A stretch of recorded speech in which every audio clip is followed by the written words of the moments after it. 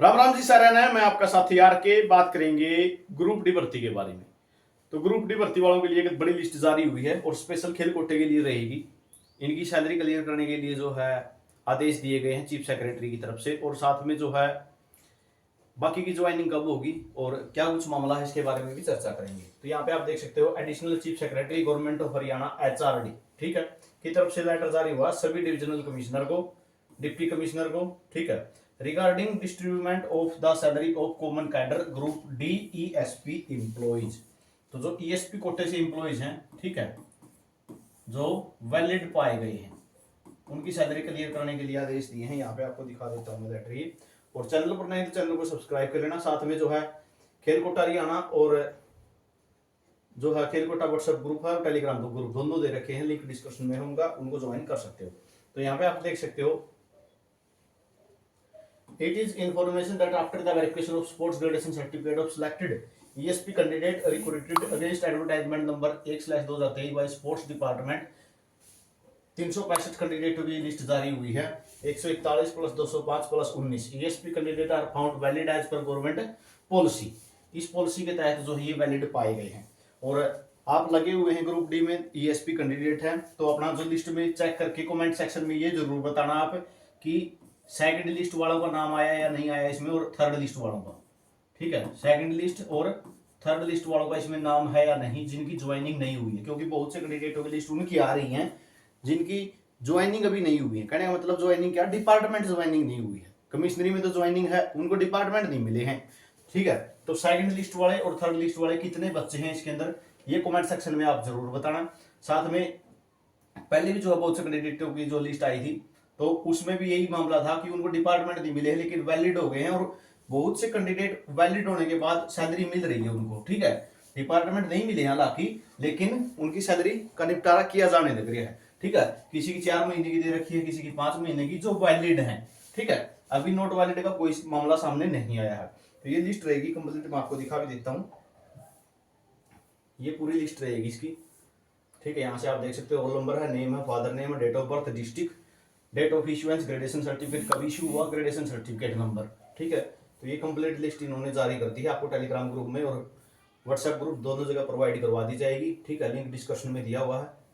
तो ये लिस्ट आपको दे दी जाएगी, और उसमें सेकंड लिस्ट वाले, थर्ड लिस्ट वाले, ठीक है, जो सेकंड लिस्ट लगी थी 10 अगस्त को, और उसके बाद जो थर्ड लिस्ट लगी थी, उन कैंडिडेटों का नाम आया है या नहीं आया है, वो कमेंट सेक्शन में आप जरूर बताना, ठीक है। आगे बात कर लेते हैं बाकी का जो है मामला क्या रहेगा। तो ये आप कंप्लीट लिस्ट देख सकते हैं, 365 की रहेगी।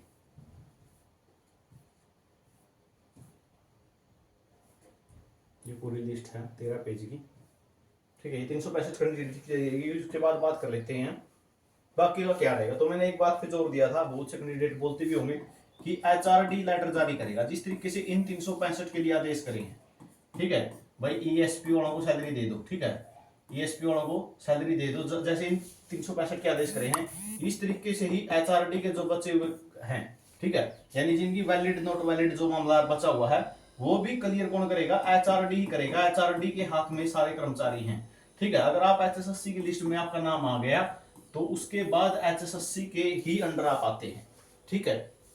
जिस टाइम आप ज्वाइन होगे, डिपार्टमेंटों में पहुंच जाओगे, तब भी काम तो डिपार्टमेंट का आपका, वो डिपार्टमेंटल हो जाएगा, लेकिन HRD ही जो है प्रमोशन से रिगार्डिंग आपके सारे काम करेगा। HRD अलग से कर्मचारियों के लिए इसीलिए बनाया गया, ह्यूमन रिसोर्सेज डिपार्टमेंट पीछे अभी 2 साल पहले ही जो है इसको बनाया गया था, वो इसीलिए बनाया गया है इसको।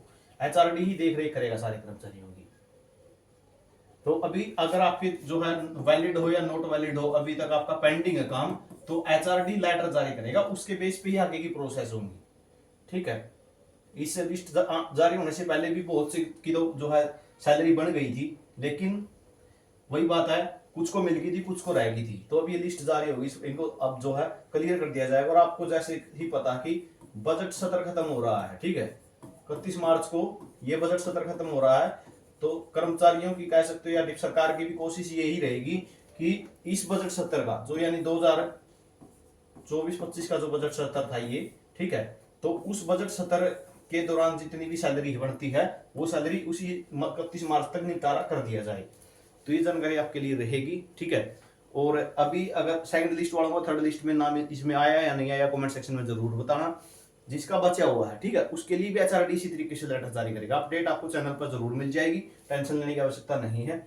लेटर एचआरडी ही जारी करेगा, ठीक है, एचआरडी लेटर जारी करेगा। और वैलिड नॉट वैलिड की लिस्ट उसी के द्वारा जारी की जाएगी। अगर मान बहुत से कैंडिडेट ऐसे भी हुए जो वैलिड नहीं है, तो वो नॉट वैलिड की लिस्ट भी एचआरडी के द्वारा ही जारी की जाएगी, ठीक है। आगे जो और लिस्ट का इंतजार कर रहे हैं, जैसे बहुत वेटिंग लिस्ट का इंतजार कर रहे हो आप, ठीक है, या ईएसपी की वेरिफिकेशन की बात करें तो इसका इंतजार कर रहे हो, तो वो सारा मामला एचआरडी को ही देखना है, ठीक है। एचआरडी के माध्यम से ही लिस्टें आएंगी, उसी के माध्यम से पता चलेगा कौन वैलिड है कौन वैलिड नहीं है, किसकी सैलरी कंप्लीट हो जाएगी। बाकी अगर कोई नॉट वैलिड भी है, सैलरी उसको भी दी जाएगी, ठीक है। सैलरी का निपटारा तो उसका भी करना है। तो ये जानकारी रहेगी, हर अपडेट मिलेगी, चैनल को कर लेना सब्सक्राइब।